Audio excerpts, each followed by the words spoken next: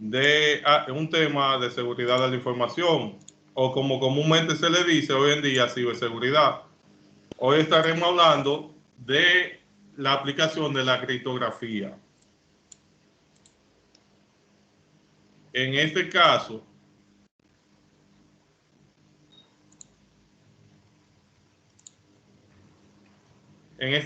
lo que es criptografía.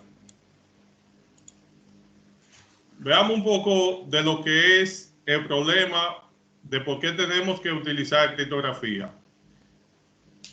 A través de la historia, la humanidad siempre ha tenido la necesidad de mantener comunicaciones privadas.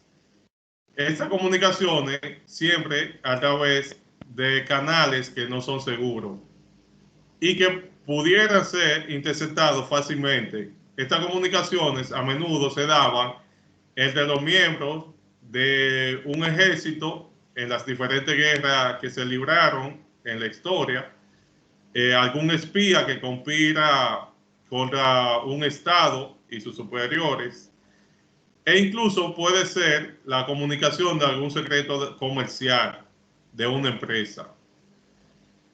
Esto hace que enviar o comunicarse con la contraparte sea de vital importancia aplicar algún método de seguridad si ese mensaje era interceptado por algún medio, por algún bando enemigo o por alguien que se supone que no debería recibir ese mensaje. Entonces, desde muy temprano se inventa lo que es la criptografía, desde muy temprano en la historia de la civilización de la humanidad. En esta charla que tendremos hoy, estaremos viendo en 4 partes este tema. La primera parte, que es la parte de introducción, estaremos viendo la definición de lo que es criptografía, los componentes de un criptosistema y lo que es el criptoanálisis, que como muchas cosas en ciberseguridad se oye muy bonito, pero es algo un tanto dañino. La segunda parte es la aplicación. Veremos cómo ayuda la criptografía en la ciberseguridad. Estaremos viendo cómo protege la confidencialidad, la integridad de los datos, la autenticación y lo que se llama el no repudio. También estaremos viendo los diferentes tipos de criptoanálisis que hay. Perdón, análisis no, de criptosistemas que hay.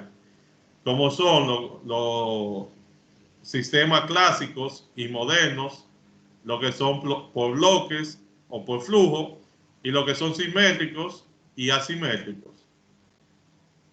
Al final ya daremos algunas recomendaciones para proteger la información utilizando esta herramienta y estaremos abiertos a preguntas que ustedes puedan tener para aclarar cualquier duda o cualquier cosa.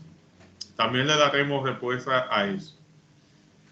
Bien, la palabra criptografía viene de 2 palabras griegas. Estas son criptos, que significa esconder, y graphen, que significa escribir. Es decir, escritura escondida.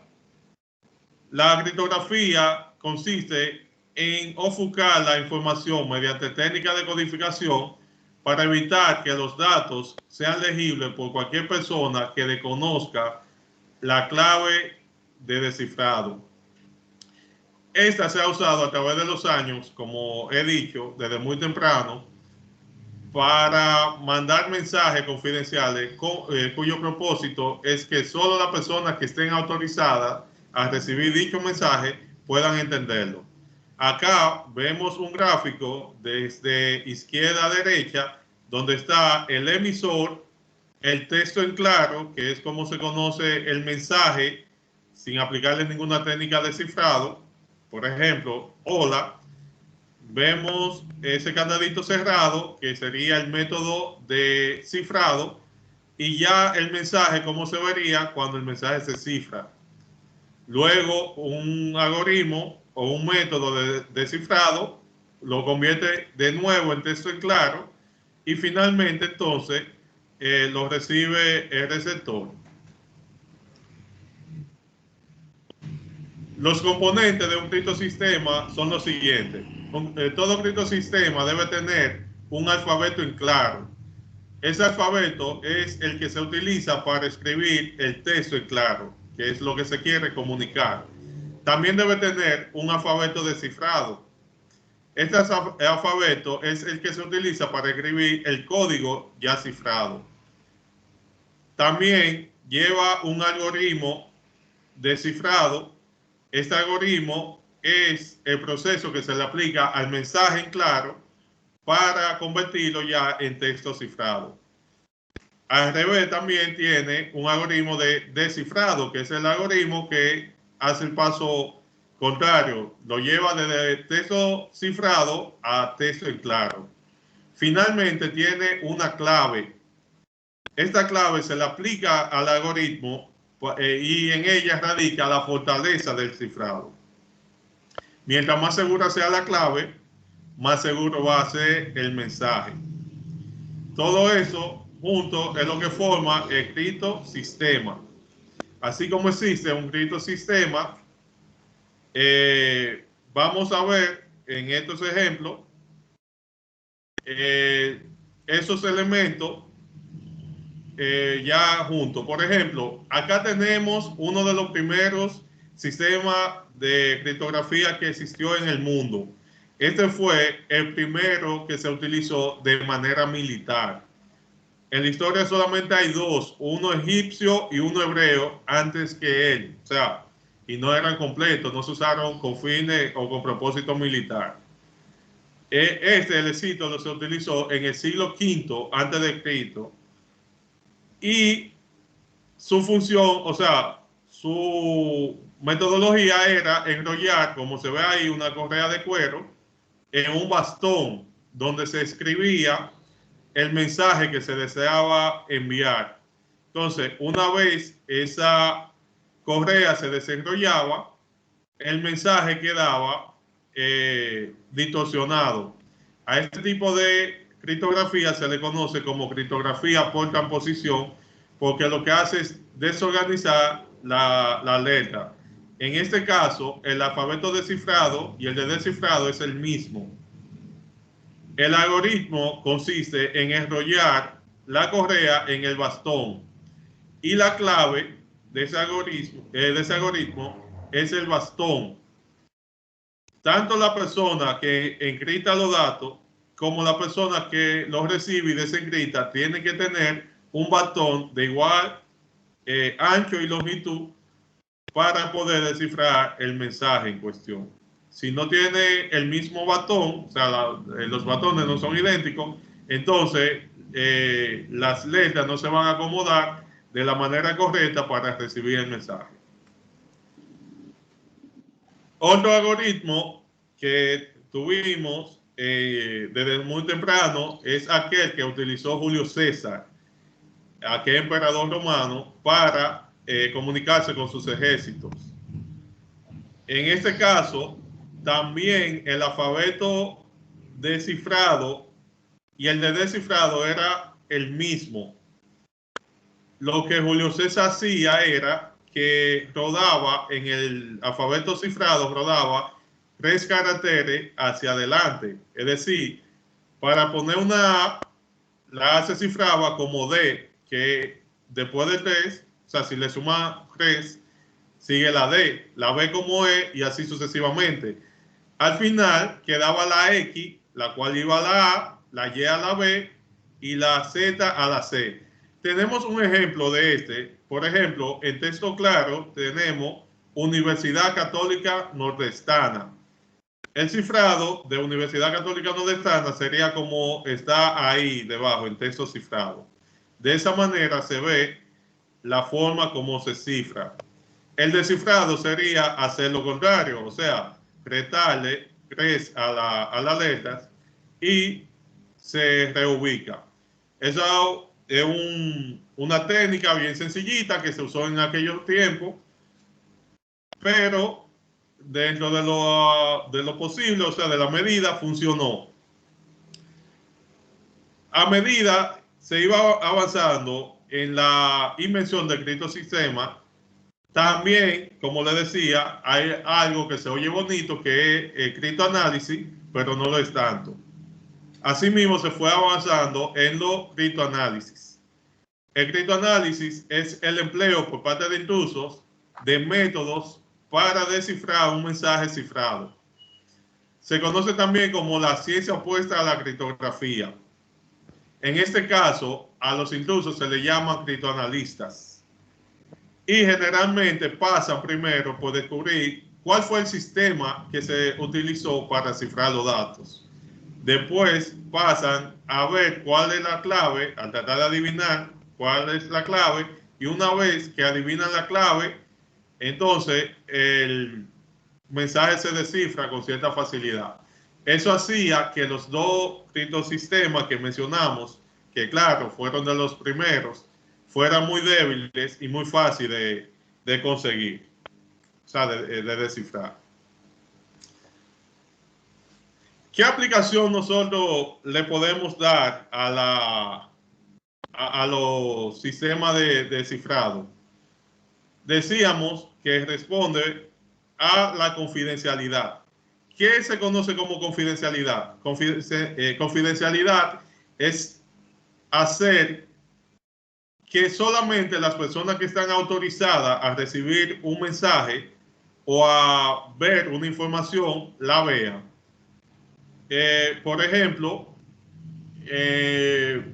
hay informaciones, si nos vamos a la universidad, no cualquiera puede ver la nota de otra persona. Entonces, confidencialidad es lograr que solamente usted pueda ver la nota del lugar. Ustedes dirán, bueno, eso se logra con una clave. Sí, en tal caso, esa es una de las medidas, poner un usuario y contraseña para que usted entre a su perfil. Pero ¿qué pasa cuando hay un ataque, por ejemplo, de hombre en el medio?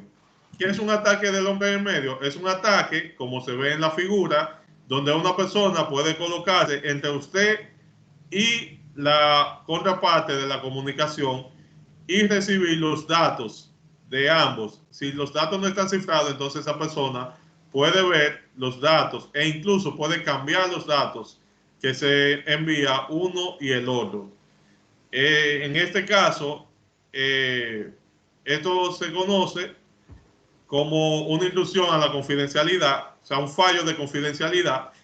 Se resuelve o podemos resolverlo, protegernos de esto, utilizando técnicas de encriptación o técnica de cifrado, porque realmente encriptación no es una palabra que existe en español, aunque todos la decimos, pero más bien técnica de cifrado. Las informaciones no, o sea, que se tienen que cifrar para la confidencialidad no son solamente las que van viajando por la red. En tal caso, también hay que cifrar las informaciones que están en reposo, es decir, las que están almacenadas en los discos duros. Esto es por si una persona tiene acceso a nuestra computadora o por si un disco es robado. También o sea, el cifrado de datos ayuda a la integridad de los archivos. La integridad tiene el objetivo que la información no haya sido manipulada por una tercera persona con el fin de realizar alguna acción en nuestro nombre. Por ejemplo, tal como dije ahorita, un intruso puede o sea, entrar a un servidor y modificar o cambiar un archivo que esté almacenado en ese servidor por uno que esté adulterado. Puede ponerle un archivo que tenga un código malicioso o un virus, de tal forma que la persona que vaya a utilizar este archivo y lo abra en una computadora, ese código malicioso se ejecute e infecte esa computadora. En muchos casos a esto se le conoce como caballo de Troya.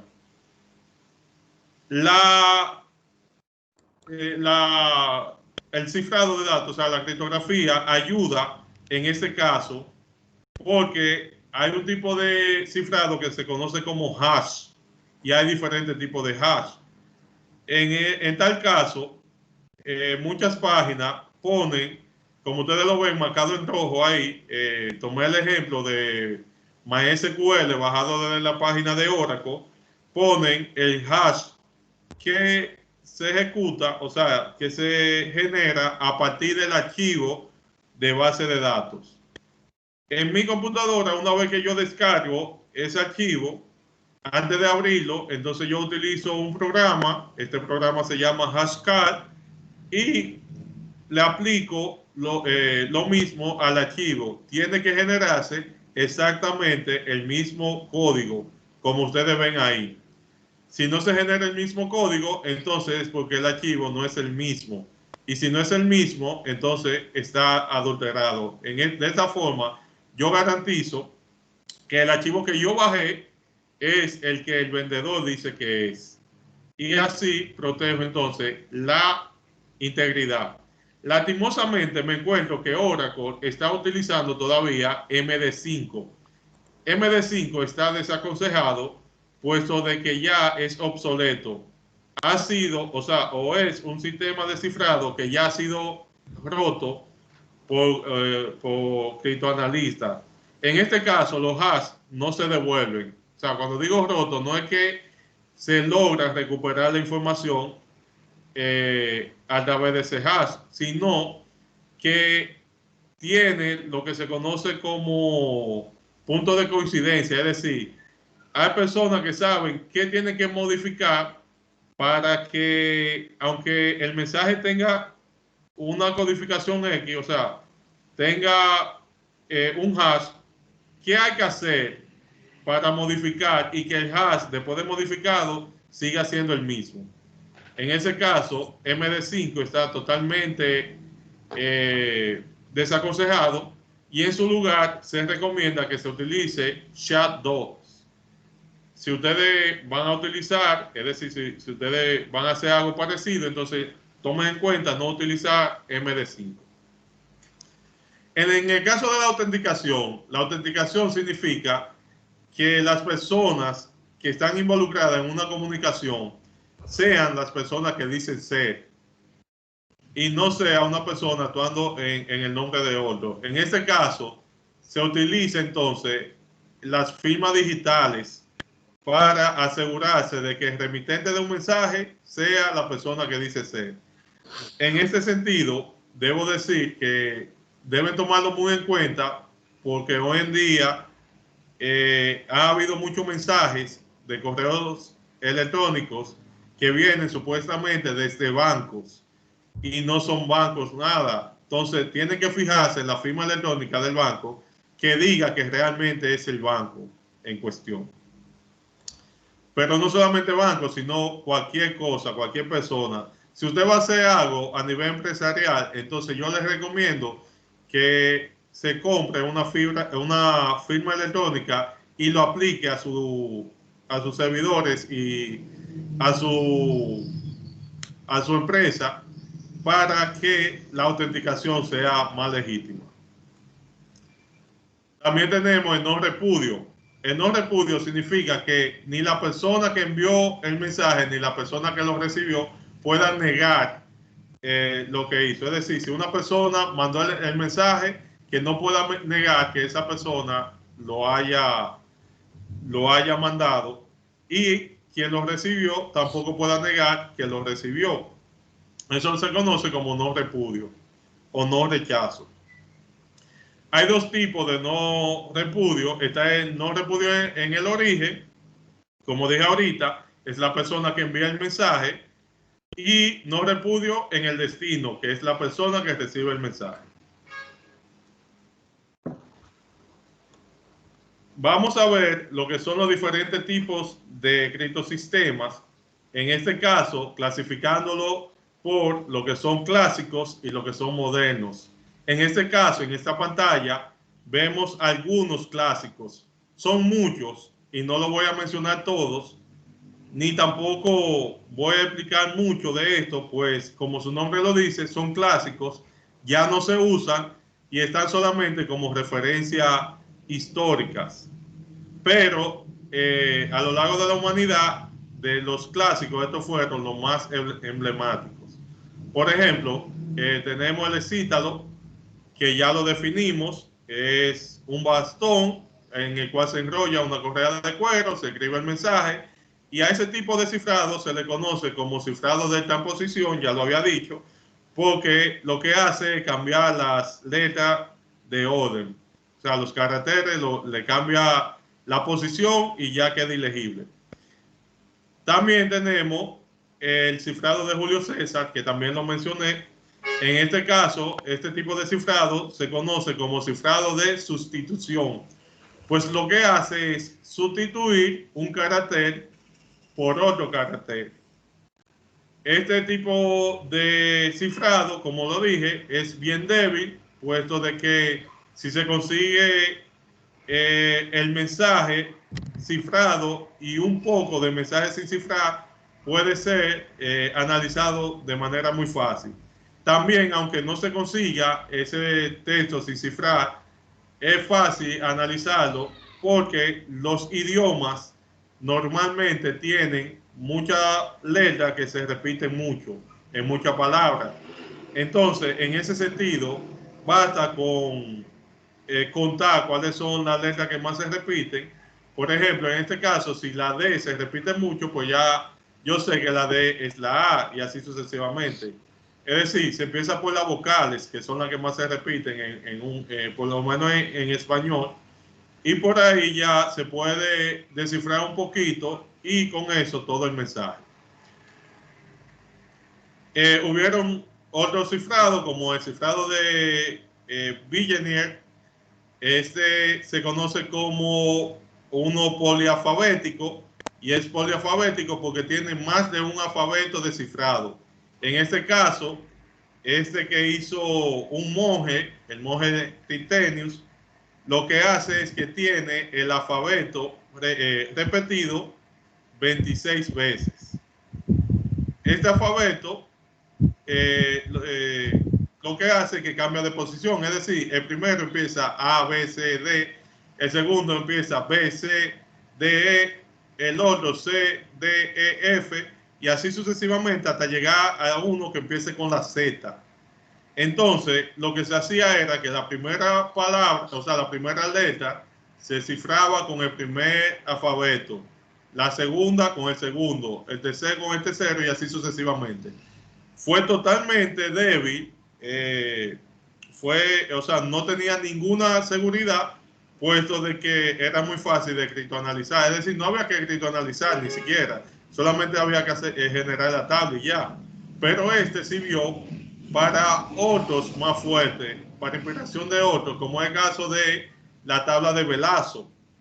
Velasco intuyó que si a esa tabla se le pone una clave, por ejemplo, Gregory, por ejemplo, la primera palabra debería ser encriptada, perdón, la primera palabra no, la primera letra debería ser encriptada por el alfabeto que comienza con la G.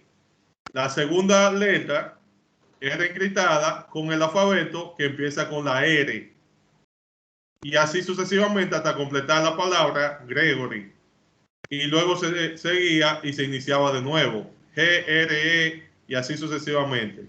Eso le dio más seguridad a este cifrado de Villeneuve. También está el nomenclator, que es el cuarto que se ve ahí. El nomenclator es otro cifrado por sustitución. Es decir, tanto el de Julio César, el de Villeneuve y el nomenclator son tres cifrados por sustitución, por lo que hace sustituir una letra por la otra. Ya vimos la desventaja que tenía el de Julio César. Velasco aplicó una clave para mejorar eso en la tabla de Villeneuve. Y el nomenclator lo que hace es que a las letras que más se repite, como decía ahorita, que era muy fácil analizar el cifrado de Julio César por aquello de la frecuencia de las letras, este intenta fortalecer esa debilidad poniendo más caracteres en esa letra. Por ejemplo, si se fijan, la A en ese carácter tiene 5 letras que la sustituyen. La B tiene 1, la C tiene 1, la D tiene 1 y la E también tiene 5 y así sucesivamente, o 4. Y así sucesivamente. Las letras que más se repiten tenían más caracteres que lo sustituían. Esto resolvía un poquito más o mucho más el problema de que una letra se repitiera tanto. Y lo hacía más seguro todavía. Tenemos el cifrado Playfair, que es lo que se conoce como un cifrado poligráfico.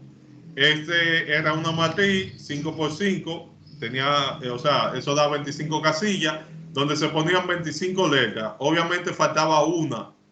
Esa que faltaba, usted la podía cambiar, por ejemplo, la K por la Q o por la C, y así sucesivamente. El orden de la letra era la clave de cifrado.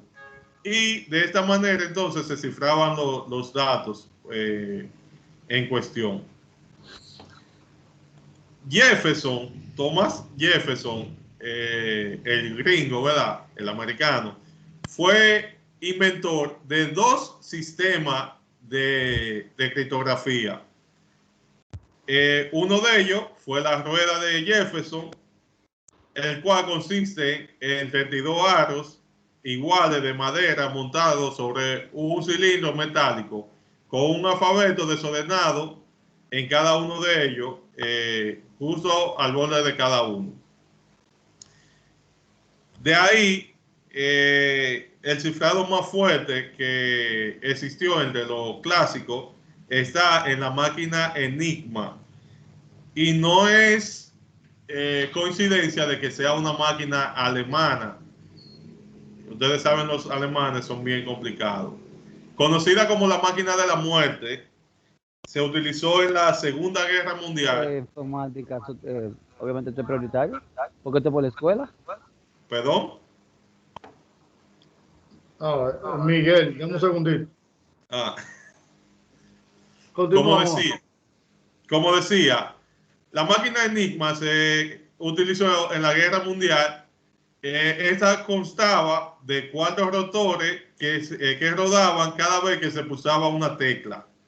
Esto se rotaba, o sea, daba la vuelta, una cada 11, otra cada 15, otra cada 17 y otra cada 19 pulsaciones, y así sucesivamente.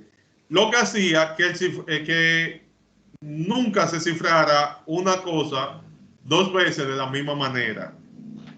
La forma de descifrar de esta máquina, o sea, esta máquina tenía que tener una máquina idéntica, porque la clave era la misma máquina en sí, para descifrar los datos. ¿Cómo se descifraba? Tenía un titán. De un lado estaba para cifrar y del otro lado estaba para descifrar. En el lado que era para descifrar, entonces se digitaba el código cifrado y lo que tiraba del otro lado era el texto en claro. De ahí tenemos los algoritmos que, a mi juicio, han sido los más significativos desde hace 5.000 años antes de Cristo, perdón, hace 7.000 años si contamos desde hoy, hasta temprano en 1900. Los algoritmos modernos, es decir, la informática, la computación, trajo consigo el manejo de los datos a nivel binario. Esto hace que el cifrado sea mucho más óptimo. Todos los datos, es decir, todos los algoritmos que se utilizaron en la antigüedad, o todos los clásicos, por así decirlo, se pueden hacer fácilmente en una computadora. Pero todos ellos, incluyendo Enigma, que fue la más difícil de romper, todos ellos fueron vencidos por los criptoanalistas. Es decir, en todos siempre se descifraron. Lo que dio paso entonces al uso de la o sea, de los datos a nivel binario para estos tipos. Uno de ellos, igual, hay muchísimos algoritmos modernos, es decir, hay muchísimos que se utilizan en la computadora a nivel binario, pero voy a mencionar solo estos 4 por ahora. Por ejemplo, tenemos el DES. El DES es un algoritmo que se utilizó mucho. Este tiene, o sea, este cifra en bloque de 64 bits, o sea, en bloque fijo de 64 bits y lo somete a 16 rondas de cifrado. Es decir, lo cifra, vuelve y lo cifra, vuelve y lo cifra, vuelve y lo cifra, y así 16 veces. Tiene una clave de 64 bits, pero de esos 64 bits, solamente 56 bits formaban parte de la clave. O sea, que la clave realmente era de 56 bits. Los otros 8 era para control de paridad. El TDES o tipo DES fue un algoritmo que se basó en DES, o es un algoritmo que se basa en DES. DES es un algoritmo que tuvo o sea, fue fuerte en su momento, pero fue vencido fácilmente. El tipo DES fue un algoritmo que tomó como base lo que hace el DES, pero este fortalece la clave principalmente, es una clave 3 veces más grande. Aparte de que es una clave 3 veces más grande, también lo lleva a una triple ronda de cifrado. También fue vencido. O sea, si ustedes ven por ahí una aplicación que le dice que está usando DES o TDES, deséchela porque esos dos fueron vencidos fácilmente. Tenemos el caso de IDEA, que es un algoritmo que utiliza texto plano de una longitud fija de 16 bits y lo cifra en 4 trozos de 4 bits cada uno. Para producir un texto descifrado de 16 bits en total, con una longitud, o sea, su clave tiene una longitud de 32 bits. La clave también se divide en 8 bloques de 4 bits cada uno. También yo lo desecharía, puesto que la clave es muy corta. El siguiente es el AES, que consiste en someter a los bloques de texto en claro a una serie de operaciones que se repiten cierto número de rondas. Estas operaciones se expresan en términos algebraicos empleando cierta matemática de byte, o sea, cierta aritmética de byte, perdón.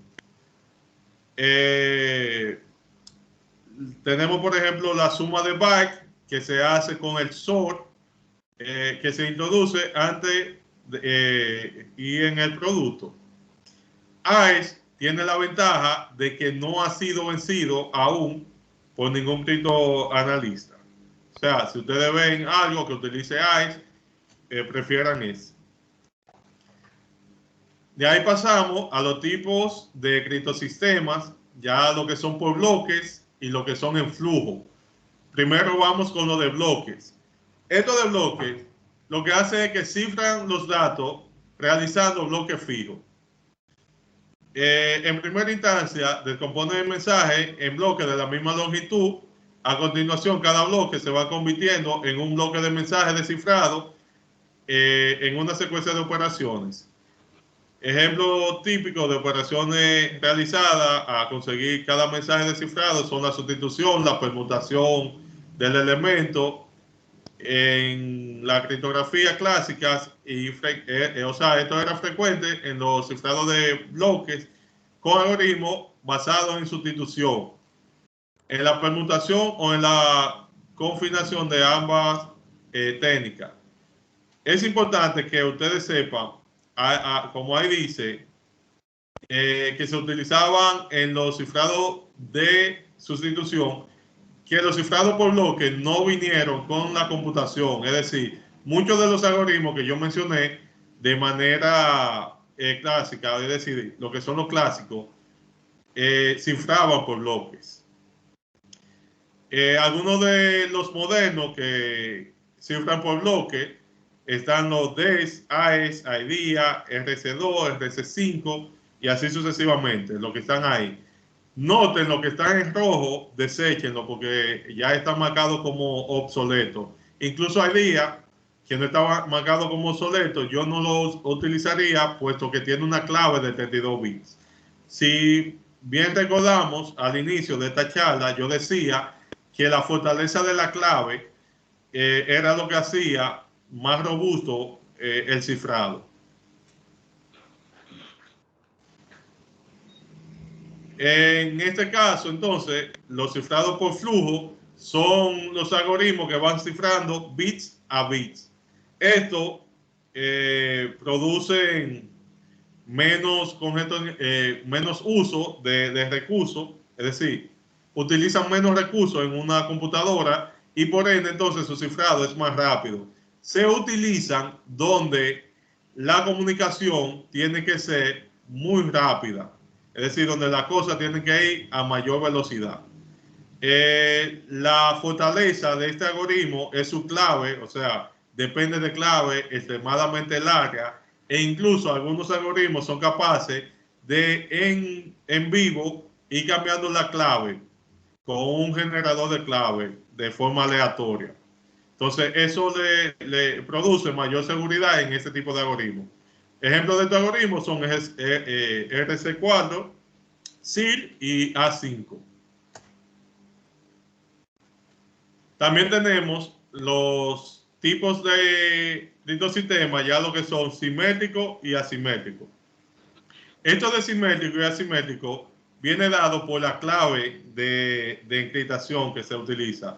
En los algoritmos simétricos, la clave de cifrado y la clave de descifrado tienen que ser la misma. Esto produce un problema. ¿Cuál?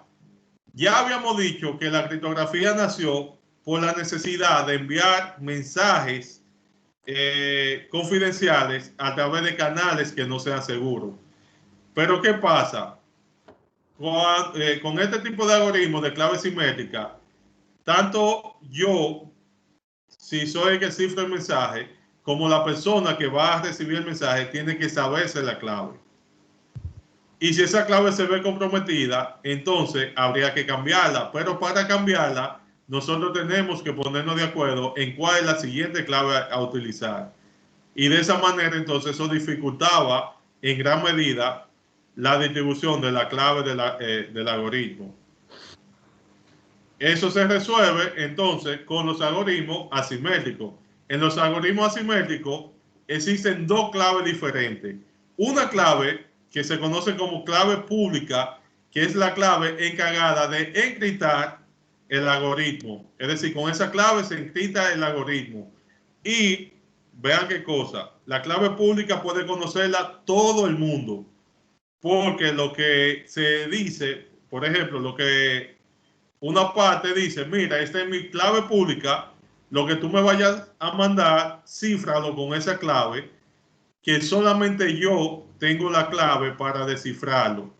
Entonces, a esa clave de descifrar se le llama clave secreta o clave privada. Esa clave privada solamente tiene que tenerla la persona que va a descifrar el mensaje. Otra vez, a ver si lo digo de una manera más fácil. Con una clave se cifra, esa clave la puede tener todo el mundo, y con una clave se descifra que solamente la conozco yo. Ustedes dirán, pero ¿cómo así entonces? ¿Cómo con eso puede ser posible? Que con una clave se cifre y con otra no. Bien, ahí nos vamos a auxiliar entonces de la matemática, específicamente de la aritmética, y conociendo lo que se llaman los números primos.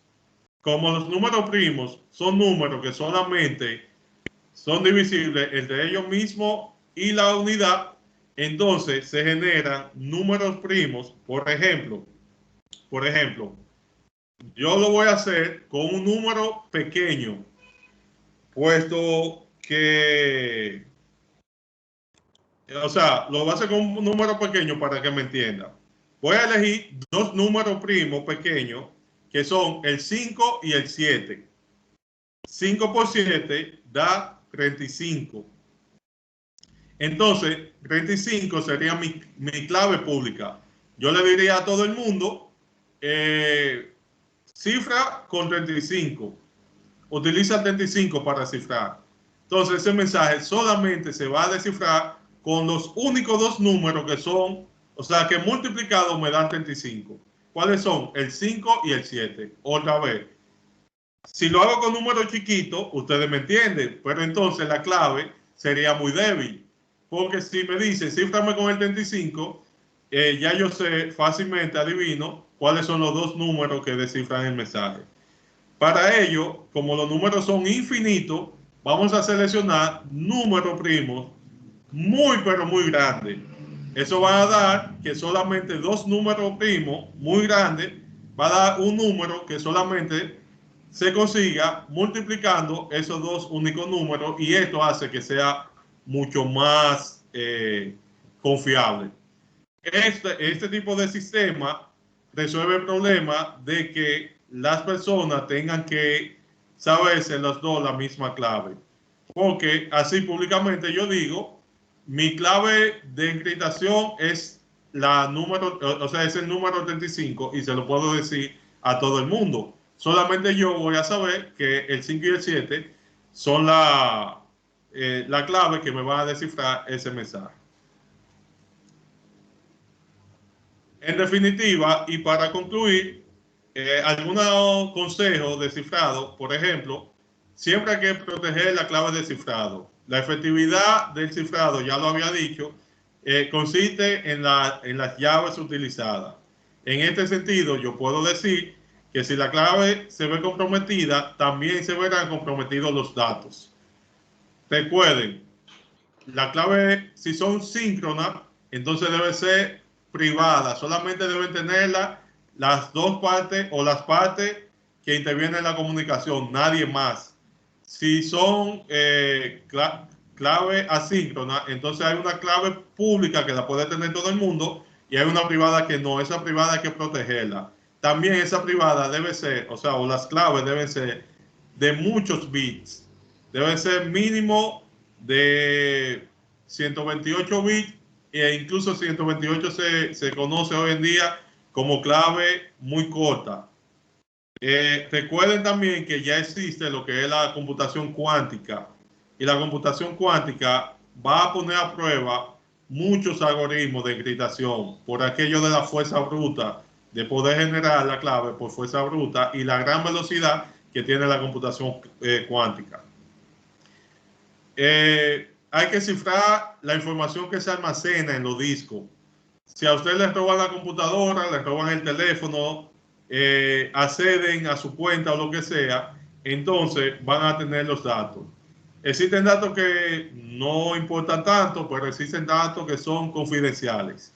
Ustedes que están en la carrera de sistemas y que muchos se perfilan como programadores, por ejemplo, o que van a fabricar sistemas de información, deben saber que hay datos que son altamente sensibles. Por ejemplo, una clave, una cuenta, una tarjeta de crédito, un nombre de usuario, son datos que son altamente sensibles. La huella dactilares, por ejemplo, si ustedes la guardan, esos son datos confidenciales, y esos datos deberían guardarse con un cifrado de datos. No se pueden guardar en textos planos. De hecho, en Europa existe lo que es el reglamento de la Unión Europea para la protección de datos. Y ese reglamento establece precisamente eso. En Europa es obligatorio que esos datos que se marcan como sensibles sean cifrados. Aquí no tenemos la obligación, pero para protegerlo debemos hacerlo. Tenemos también que la información que se transmite se tiene que cifrar. Ya vimos que hay un ataque que se conoce como hombre en el medio, por ejemplo, que es que un intruso se puede colocar, por así decirlo, en el medio de una persona y su objetivo, de un usuario y un servidor, por así decirlo, por ejemplo, de su usuario de banco y el banco. Entonces, esos datos que viajan por ahí tienen que ir cifrados para que si una persona logra interceptarlo, entonces no sea entendible. En este caso, se pueden utilizar protocolos marcados como seguros, como es el caso de HTTPS en lugar de HTTP y SSH en lugar de el viejo Telnet que se usaba antes para eso. Entonces, en este caso, también se pueden utilizar algunas aplicaciones que cifren los datos antes de transmitirla. Como ejemplos, podemos ver las VPNs, por ejemplo, que lo que hace es precisamente crear un túnel a partir de un cifrado de datos. También está como recomendación utilizar algoritmos de cifrado de dominio público. ¿Qué son estos algoritmos de cifrado de dominio público? Son los que son open source principalmente, o los que se mandan a la comunidad científica y académica para ser revisados. A este tipo de algoritmos se le conoce la falla más rápido que los que son privados y entonces pueden ser solucionados por tal motivo. Y por eso estos tipos de algoritmos son los que se recomienda para ser utilizados. Otra cosa es también utilizar la última versión del software de cifrado que usted utilice, ya que una vez encontrada alguna falla con esto, se supone que el último tiene esas vulnerabilidades encontradas ya corregidas. Por último, está utilizar otras soluciones para la seguridad. El cifrado ayuda, claro que sí, ayuda a mantener la confidencialidad, pero existe otro tipo de ataques que pueden violar la confidencialidad. Entre ellos está la ingeniería social, por ejemplo, o está también los virus, los malware y ese tipo de cosas que te puede abrir una puerta trasera y da paso a una intrusión mayor. Gracias por su atención. Hasta aquí lo que tenía para compartir con ustedes. Estoy abierto ahora para que si tienen alguna pregunta, ojalá que sí, la hagan. Gracias, Gregorio. Ahora vamos a la sesión de preguntas. Todos los que tengan preguntas, por favor, levantar la mano.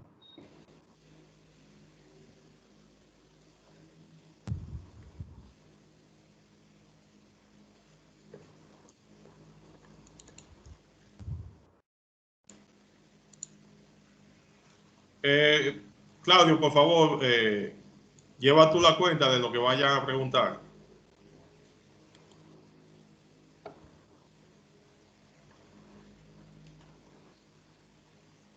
Parece que Claudio no está. Vamos a empezar con Sander. Bien, Entonces. bien. Está Sander, está Christopher. Christopher el primero que levantó la mano, Gregorio. Está Wilmer y está Antonio Valle. Perfecto. Pues vamos a empezar con Christopher entonces, que fue el primero que levantó la mano y también que los rangos se respetan. No, y fue que no me salió a mí aquí que levantaron la mano. Ya, ok. Adelante, le cedo a usted, Claudio. Buenas noches. Buenas noches, ingeniero. Buenas noches, felicidades, Gregory, por su charla. No entré a tiempo, no entré a la hora de tiempo. No la pude ver completa, pero sí vi gran parte. Yo no fui primero, levanté la mano, levantó Sander primero. No es una pregunta, es simplemente algo que ya Gregory había mencionado. Yo me meto siempre en mi área de mis telecomunicaciones, pero para que los jóvenes escuchen ahí, todo el tema de cifrado y de encriptamiento, en todo el tema de lo que es la telecomunicaciones ahora mismo es pilar. Por ejemplo, todos los sistemas cloud, todos los sistemas que están en la nube y todo ese tipo de cosas que se están haciendo ahí, generalmente las conexiones que se hacen, por ejemplo, si usted alquila un sistema de cloud y usted pone, vaga la cuña, para claro, claro, lo que le instala a usted en su empresa es lo que se conoce como un MPLS, y un MPLS no es más que un tipo de VPN que tiene un cifrado especial, específicamente un tipo de cifrado. Generalmente los cifrados de VPN y todo ese tipo de cosas son cifrados de 256 bits en adelante que se están utilizando hoy en día.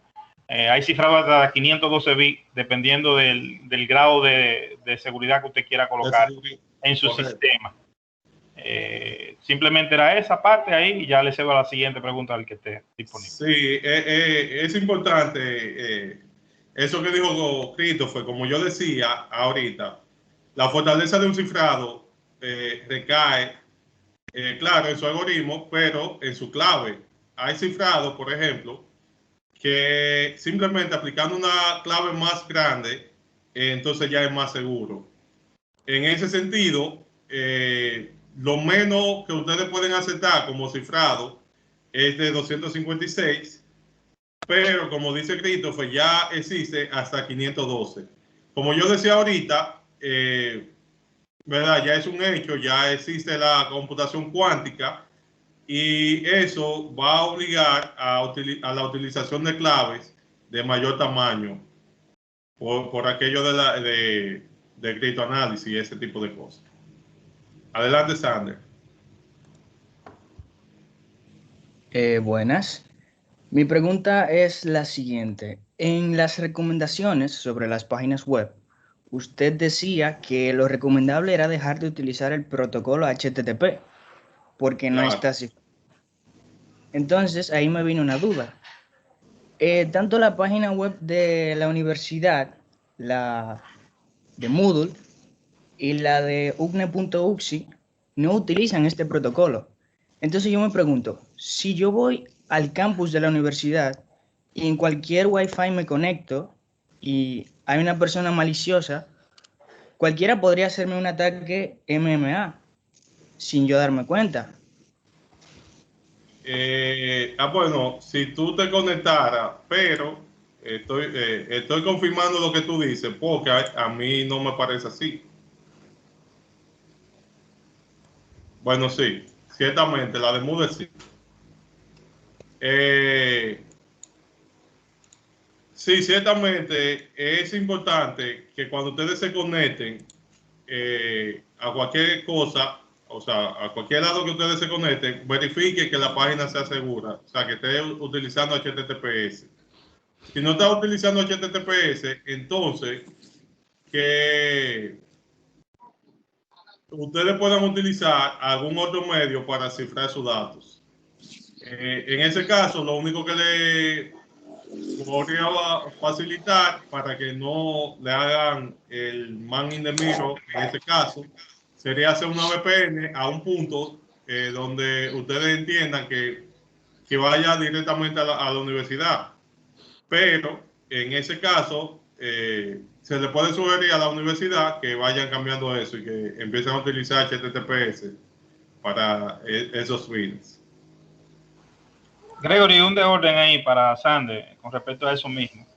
La confirmación de utilizar página HTTPS no es tanto por la protección de la universidad en este caso, es la protección del usuario.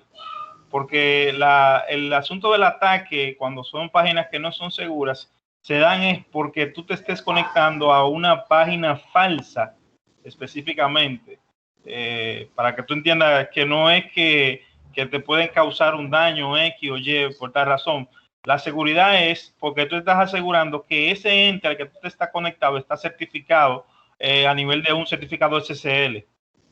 Sí, pero aún así sigue siendo un cifrado. Es decir, en este caso, el cifrado lo que resuelve es la autenticación de la página, pero también el HTTPS cifra parte de la página en cuanto al tráfico de la página.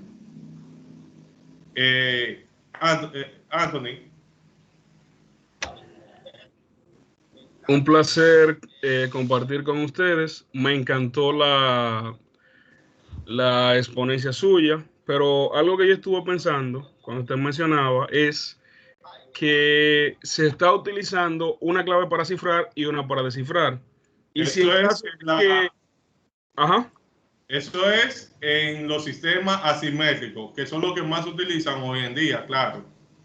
Exactamente. Y si nosotros queremos evitar la clave de descifrado y solamente cifrar y comparar dentro del servidor, ¿es posible? Entonces, te pregunto yo, ¿y cómo se cifra entonces?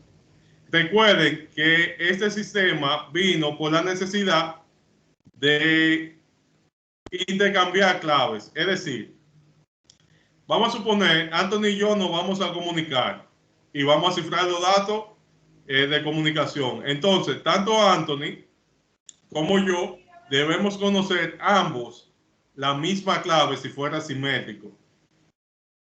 ¿Correcto? Entonces, suponiendo que Anthony y yo nunca nos podamos juntar para intercambiar la clave, ¿cómo la intercambiamos? ¿La vamos a intercambiar por un medio seguro? ¿Me das a entender? Entonces, en ese sentido, es más seguro que yo te diga, Anthony, cifra con esta clave, que solamente yo sé cómo descifrarlo. ¿Por qué? Porque el descifrado en este caso se hace utilizando funciones unidireccionales. Es decir, en este caso, utilizando números primos. Recuerda, utilizo dos números primos, lo multiplico porque el producto de ese número primo solamente es divisible entre esos dos números. Algo que me di cuenta al usted mencionar es que como quiera que llegar a una respuesta, sea afirmativa o sea positiva, tiene que llegar a una respuesta. Entonces obligatoriamente se necesita conocer el descifrado. Correcto. Me vi en la obligación acá de apagar la cámara porque me fui, ¿verdad?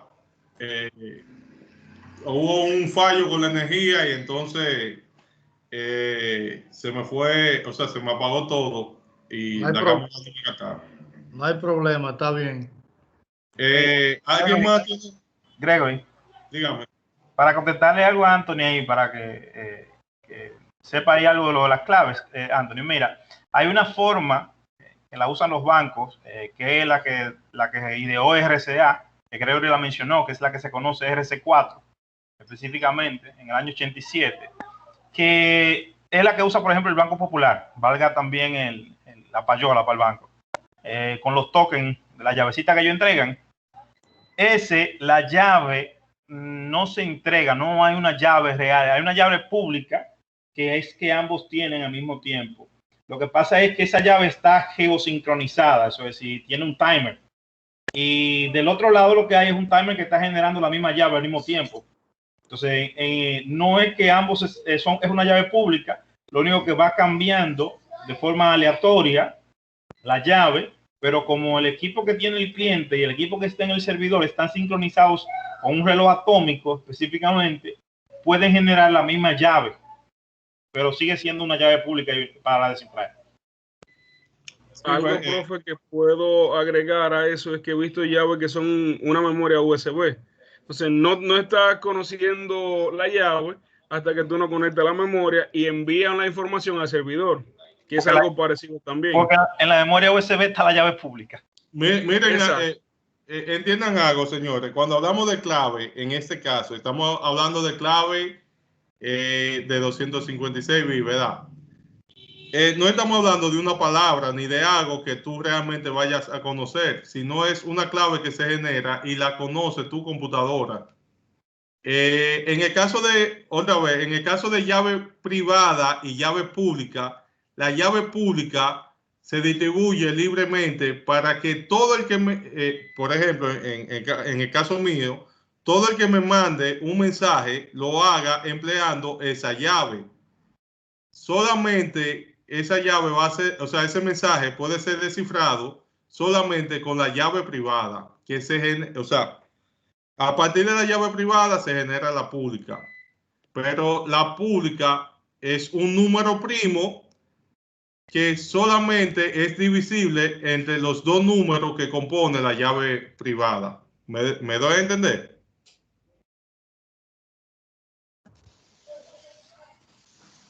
Sí. Ok, perfecto. Perfecto. Por eso hice el ejemplo con el 7 y el 5, dos números pequeños, para que me logren entender. Creo que Sander levantó la mano y la bajó de nuevo. No sé si tiene algo más que decir. Había otra persona con la mano levantada y la bajó. ¿Alguien más tiene alguna duda? No, lo que pasa, Gregory, fue que como hubo un apagón de repente, tal vez una desconexión y conexión, y ahí se cayó el indicador de mano levantada. Es posible, sí, es posible. Sí, porque incluso hay un grupo que se fue. Sí. Hubo un apagón, yo tuve que conectarme ahora por el celular. Precisamente previendo eso, yo me conecté desde un principio por el celular. Sí. ¿Alguien más tiene duda? Pregunta.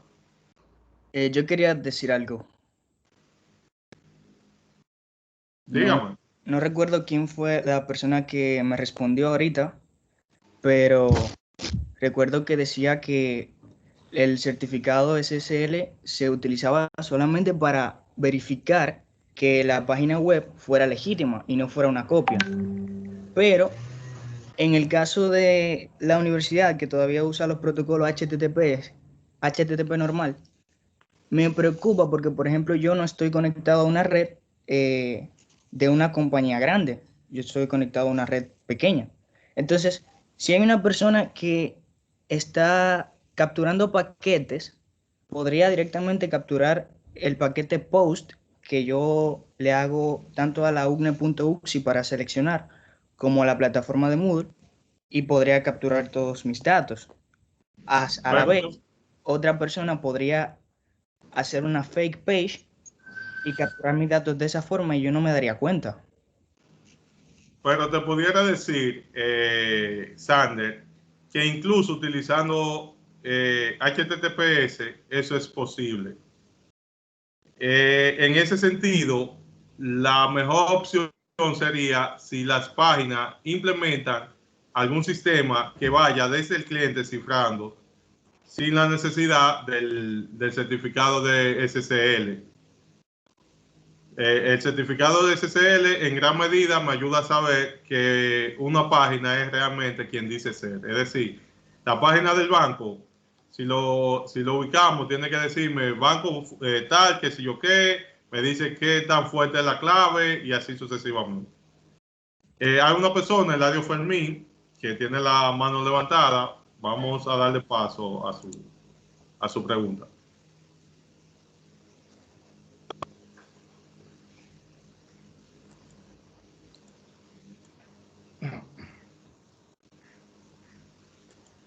Eladio parece que bajó la mano. Ahí está Mike.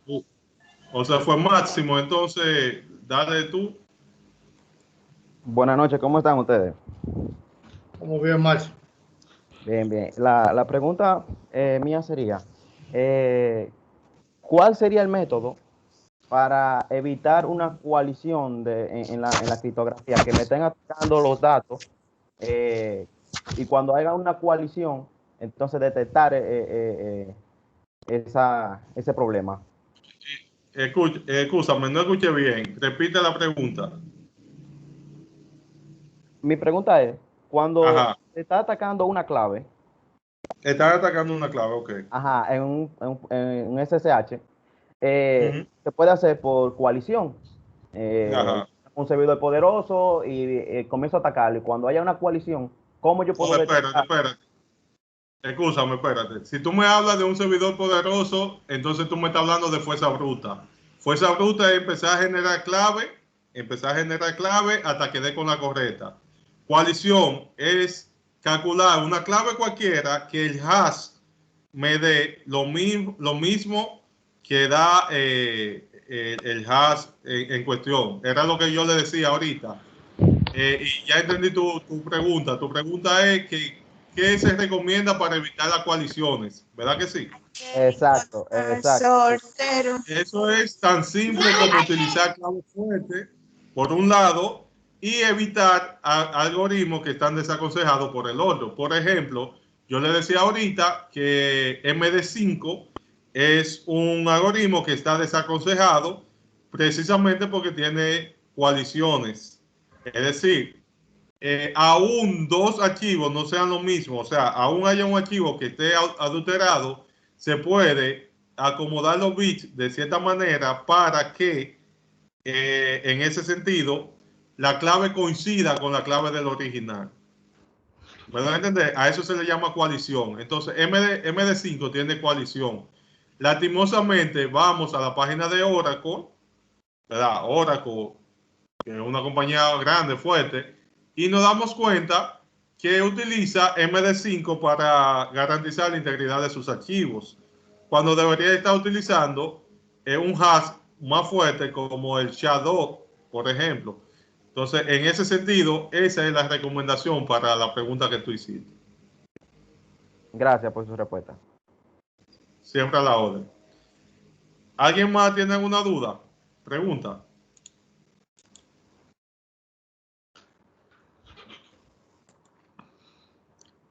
Vamos, joven, aprovechen, pregunten. Pregunten ahora que es gratis. Y no les mando una factura por ahí. Víctor, adelante. Sí, profesor, en cuanto al tema de la computadora cuántica, o sea, se nos está diciendo que habría mucha vulnerabilidad. Entonces, la solución para eso, usted dijo que sería como que empezar a generar contraseñas un poco más largas, ¿verdad que sí? Claves, vamos a llamarle claves, porque cuando le llamamos contraseñas, estamos hablando de, o sea, se puede confundir con contraseña de cuentas.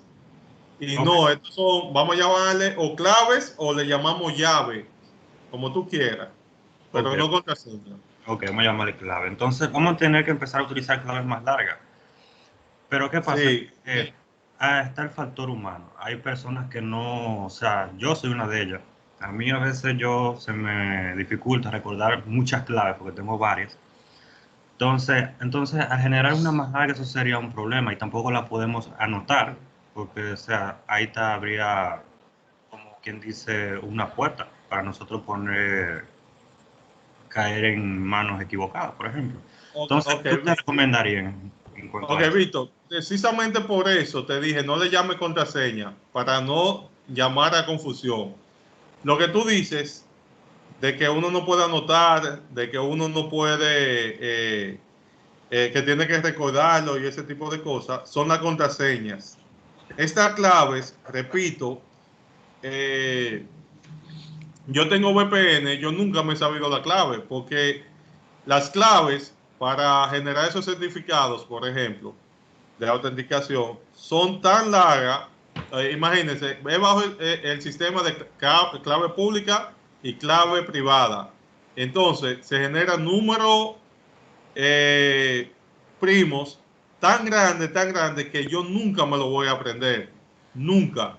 Pero yo no tengo ni que aprendérmelo, ni que verlo, ni que ponerlo en ningún sitio, porque eso se genera en un archivo y al algoritmo simplemente se le dice, mira, ese es el archivo que tú vas a utilizar para cifrar los datos y este es el archivo que tú vas a utilizar para descifrar los datos. ¿Me da a entender? Sí. Por ejemplo, lo que yo decía de computación cuántica, por ejemplo, el algoritmo DES cayó sin la computación cuántica. Y fue poniendo varias computadoras en paralelo a generar clave, ¿verdad? De forma aleatoria, o sea, por fuerza bruta, cayó ese sistema. Pero ese sistema utilizaba clave de 56 bits, como yo decía. Hoy en día le estoy diciendo, no utilicen ninguna clave menor a 256. ¿De acuerdo? E incluso Christopher hizo mención de claves que tienen 512 bits. Esos serían números primos muy largos, muy largos. Entonces, ahora mismo, ese que dijo Christopher es el único que se entiende que puede sobrevivir al ataque de computación cuántica. ¿Me doy a entender, Víctor? ¿Respondí a tu pregunta? Sí, profe, gracias. Ok. Beamer tiene la mano levantada. Adelante. Ok. ¿Me escucha? Sí, te escucho. Ok. Una preguntita de Simple Mortales. Según dijo Christopher anteriormente, los bancos utilizan sistemas de cifrado para asuntos de las cuentas, ¿verdad? Pero hay digamos que las compañías, como los bancos, siempre te dicen, por ejemplo, que tengas cuidado al acceder a tus cuentas bancarias en redes públicas. Entonces, si ellos tienen un sistema de cifrado para proteger mi información, ¿qué tanta preocupación yo debería de tener a la hora de yo acceder a mis cuentas a través de la internet pública? Ok. Bien. Realmente debe tener mucha, mucha preocupación. Yo les aconsejo totalmente que si usted se conecta a un Wi-Fi público, usted esté haciendo transacciones bancarias y cosas como esa. Totalmente desaconsejado. Tú me dirás, pero los datos están cifrados. Sí, pero recordemos que existe el criptoanálisis. Eso es una. Dos, hay que ver realmente con qué fortaleza el banco te está cifrando los datos. Y tercero, también está el uso de que hay otros tipos de ataques que donde incluso se pueden meter a tu computadora o a tu celular y robar tu clave de cifrado. Entonces, en ese sentido, utilizando cierta ingeniería social, yo puedo entonces descifrar los datos por más seguro que sea el algoritmo y por más segura que sea la clave. Pero si yo te robé la clave, copiando el archivo del lugar, entonces ya por ahí ya te puedo atacar. Gregory, un momentito ahí para aclarar algo a Wilmer. Sí. Específicamente. Mire, Wilmer, ninguna red pública es segura. Eso es decir, como dice Gregory, lo más recomendable es que usted nunca utilice una red pública para usted hacer transacciones bancarias. Los bancos están tan conscientes de eso que todos los sistemas bancarios utilizan generalmente un sistema de más de una llave. Eso es decir, cuando yo mencionaba ahorita el Banco Popular usa un token que lo fabrica RCA, que te genera un número aleatorio por 15 segundos, creo que de 6 o 7 dígitos. No estoy seguro ahora mismo cuántos dígitos tiene. Pero es un número que genera aleatorio, nada más es por 15 segundos que se genera ese número. Entonces, ellos tienen del lado del banco otro token que está generando el número que está asignado a tu cuenta. Y cuando se está a los 15 segundos, ese número caduca. La razón es porque ellos están seguros de que si hay alguien que está en el medio, puede coger la clave y hacer la transacción en ese momento que la clave está activa. Christopher, 6 dígitos por 50 segundos. 50 segundos. Actualmente. Yo le digo la que yo conozco. Pero eso es el popular. Bancos como el Reservas en República Dominicana y el BHD, lo que usan es una tarjetita de código de 4 dígitos. ¿Tú me entiendes? Cada banco tiene su sistema. En Estados Unidos utilizan otros sistemas diferentes para hacer las transacciones de cifrado de la transacción. Pero voy y repito, usan sistemas de doble llave, pero también tienen el tema de HTTPS a nivel de certificados y todo ese tipo de cosas, porque realmente, Gregory le mencionó ahorita la parte fundamental, el criptoanálisis existe, eso es decir, usted simplemente, y no es algo que usted tiene que hacer muy difícil, usted puede tener un sistema encriptado totalmente con llave de 512 bits y puede desencriptarla utilizando softwarecitos tan sencillo como Wireshark, para ustedes simplemente comenzar a ver la trama y después sentarse a estudiar lo que la trama dice. Y usted comenzar a hacer ingeniería social o hacer cualquier cosa para ustedes desencriptar. Christopher, en adición a eso, en el contexto del Banco Azul, tienen distintos mecanismos. Lo primero es que ya las transacciones, por más rápido que sean, que es el pago ACH, a cada instante, ellos lo llaman, a cada momento, tiene una duración de caer, aunque sea al instante, cae los 10 o 15 minutos. ¿Por qué? Porque cuando uno hace una suscripción electrónica, el Banco Azul, le hace llenar un formulario virtual que le dice que usted acepta y acredita que usted debe estar revisando su correo permanentemente o que tenga un correo en un dispositivo móvil, porque un tercer criterio de validación es un correo que mandan. Usted entra con su token, usted entra con su huella dactilar o el código de acceso a la aplicación, pero cada transacción que se hace, cada beneficiario que se agrega, cada operación que se hace, también lo manda por correo. O sea, una cuádruple verificación. Sí, pero es importante no desviarnos del tema. Ya ese es otro criterio. Porque realmente recuerden que no es de ciberseguridad en sentido general. Es decir, por ejemplo, ustedes están mencionando la autenticación multifactor, que es donde yo me puedo autenticar. Tengo diferentes, o sea, aparte de mi nombre de usuario y mi contraseña, tengo que poner una y hasta 2 claves más. Es decir, en este caso hablan de token o tarjetica de código, o puede ser también, por ejemplo, en el caso de Google, utiliza que el celular te hace una pregunta. ¿Realmente usted se está logueando, sí o no? Entonces, si usted le da que sí, ahí es donde entra realmente. Y así hay diferentes tipos de autenticidad multifactor, pero eso solamente resuelve que usted es quien dice ser. No resuelve el tema de si te capturan los datos, si esos datos pueden ser interpretados por otra persona o no, incluyendo el toque, incluyendo la cuestión del correo y ese tipo de cosas. Ya esos son otros mecanismos que resuelven otros problemas de ciberseguridad que se pueden dar. Máximo, adelante. Sí, en ese mismo orden, PayPal tiene un sistema ahora que si detecta que usted va a hacer una transacción y la red donde usted la está haciendo una red pública, no le permite y le bloquea la cuenta por creo que 24 horas, 48 horas. Creo que eso En tiene ese que ver sentido, con el entonces, factor. en ese sentido, entonces, es mucho más importante que ustedes utilicen VPN en su computadora. Por ejemplo, si ustedes tienen una VPN, no importa donde ustedes se conecten, su IP va a salir del otro punto de la VPN. Sí, Gregory, Y los datos van a estar descifrados hasta el otro punto de la VPN. Gregory, pero no Ajá. cualquier VPN, eso es decir, porque hoy en día No. tú encuentras Claro, VPN que son públicas que no te ofrecen seguridad. No, claro. Hay muchas VPN. Recuerden, en este asunto, no quise abundar mucho porque el tema no es en sí de VPN, pero VPN es algo que aplica la criptografía, que es lo que estamos hablando hoy, para cumplir su objetivo.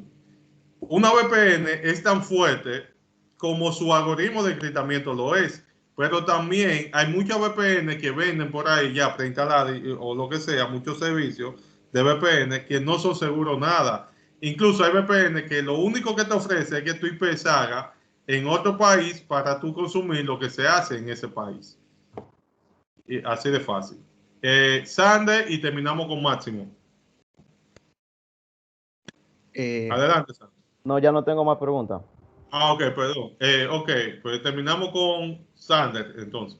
Ok, por último, ahora que hablamos sobre economía, es notable que el mundo de las criptomonedas ahora está en un rápido crecimiento, más ahora que estamos en tiempo de pandemia y muchos de nosotros nos hemos visto hacer transacciones desde nuestras casas. ¿Usted piensa que la criptografía que es utilizada en estas criptomonedas es lo suficientemente segura? ¿Y cuál es su proyección al futuro? En ese sentido, te digo lo mismo que te dije ahorita. Todo va a depender del algoritmo que se utilice para realizar la criptomoneda y de la clave que se aplique. Yo entiendo que sí, que las que se han hecho han sido seguras, pero recuerda que hay diferentes tipos de criptomonedas y para yo decirte algo con certeza, tendría que analizarlas todas, ¿verdad? Cosa que no he hecho. Entonces no te puedo dar una respuesta así a ciencia cierta. ¿Qué si yo te puedo decir? Si te interesa a ti invertir en esto de las criptomonedas, tienes que tomar en cuenta cómo están hechas, bajo qué algoritmo está hecho y la clave que tiene, para notar la seguridad que tiene. En base a su proyección hacia el futuro, mucha gente piensa en la criptomoneda como una forma de hacer dinero. No, yo sí entiendo que la criptomoneda tiene mucho futuro, pero como sustitución del dinero. Es decir, en algún momento ya tú no vas a andar con dinero en tu bolsillo y tú lo vas a usar a través de criptomonedas. Pero, de que como hay gente de que déjame hacer una minería de datos para minar criptomonedas y ese tipo de cosas, o una cosa de esa, de que de pirámide y así sucesivamente. Entonces, no, yo no recomiendo eso. Esa es mi respuesta. No sé si te respondí en tu duda. Si no, me dice. Sander, ¿te respondí? Sí, muchas gracias. Bien. Entonces, de mi parte, ahí culminamos. Le cedo la palabra a Christopher y luego Claudio para que haga el cierre del lugar. Excúseme, Gregory, que le interrumpiera tanto su charla. Pero es para Sander y para todas las personas que están Escúchame, Cristo. Ajá. Escúchame. Más que una charla, es un conversatorio. Entonces, gracias por su participación. Y entonces le decía, esto es para Sanders y específicamente el tema de la criptomoneda. Mire, Sanders, la criptomoneda, al igual que la bolsa de valores en Estados Unidos, es especulativa. Eso es decir, cuando le digo el tema de especulativa, el valor de la criptomoneda en el tiempo generalmente lo hacen por especulación.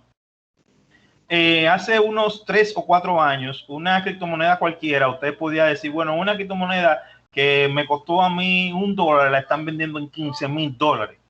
Pero esa burbuja se desinfló y hubo gente que invirtió miles de dólares en eso y compraron criptomonedas a $15,000 y de un momento a otro se desplomó y se metió en $2,000 porque es muy especulativo. Pero también está el tema de que, como dijo Gregory ahorita, muchas personas están haciendo minería a nivel de criptomoneda y esto hace que usted tiene que estar muy seguro de dónde y a quién y qué tipo de criptomoneda usted está adquiriendo o está haciendo, basado en el algoritmo, basado en quién está haciendo eso y muchísimas otras cosas más.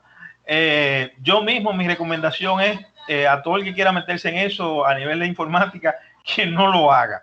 Es decir, porque ahora mismo el único uso que se le está dando a nivel real en el Internet es para aquellas personas que quieren ocultar dinero. Eso es decir, simplemente es lavado de activos.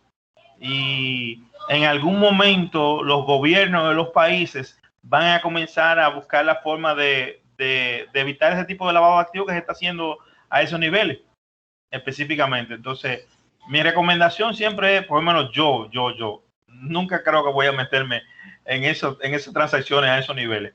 Gregory sí mencionaba ahorita que en algún momento en el futuro sí se haría esa parte, pero yo creo que eso sería más crear un tipo de moneda virtual específica, que se pongan de acuerdo todos los gobiernos y todos los estados a nivel mundial de elegir algo para hacerse, y no le veo ahora mismo futuro a eso, porque todo el mundo está por un lado. Venezuela está con su, ¿cómo que le llaman ellos? Que si o qué petróleo, los venezolanos, los chinos están con el cripto yuan por allá, los rusos van a sacar lo de ellos, los americanos van a sacar lo de ellos, y hasta que ellos no logran y se pongan de acuerdo todo en eso, eso no es un camino muy seguro. Bien, entonces, como dije, por mi parte, ya Claudio, usted hace el cierre. No, darle las gracias a usted, excelente, felicitarle también a la vez, excelente posición, esperemos que esta no sea ni la primera ni la última, así que vaya amarrando la próxima conferencia que usted nos dará a nosotros. Creo que los jóvenes están todos encantados. Gracias a Christopher también por el apoyo, a Miguel y los demás profesores que están por ahí.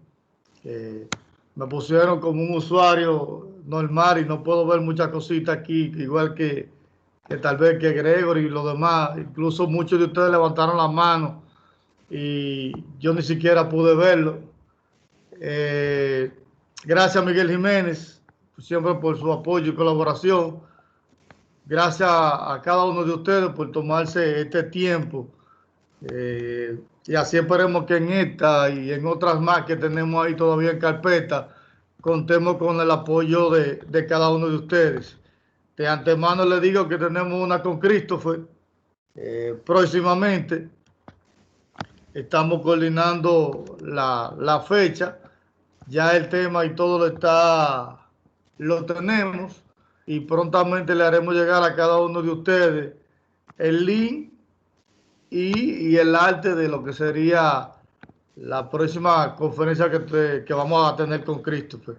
Gregory, bendiciones, gracias a todos y espero que pasen buenas noches. Cuidado con el diseño del logo, Claudio. No, ese